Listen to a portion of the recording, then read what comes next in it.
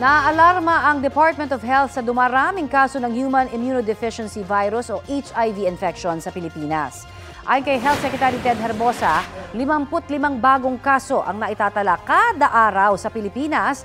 Pinakamataas po yan sa buong mundo.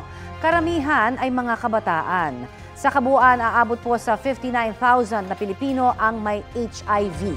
Pinag-aaralan na ng DOH kung paano po pwedeng mabigyan ng antiretroviral o ARV treatment ang mga menor de edad kahit walang parental consent.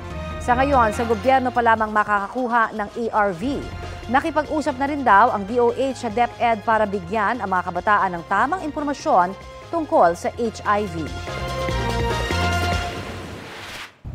Yung pinaka-scary part is really the increase with the very young. Ang thinking ko dyan, education. Kasi they're all young, exposure on the internet, freer gender choices, and at the age that they're 15, they're adolescent. They can't even understand what gender they'll be. It's called gender dysphoria. Kaya nagkakamali. Tapos nagkaka-HIV na sila. Kapuso, para sa mga maiinit na balita, mag-subscribe sa GMA Integrated News sa YouTube. Sa mga kapuso naman abroad, subaybayan nyo kami sa GMA Pinoy TV at sa www.gmanews.tv.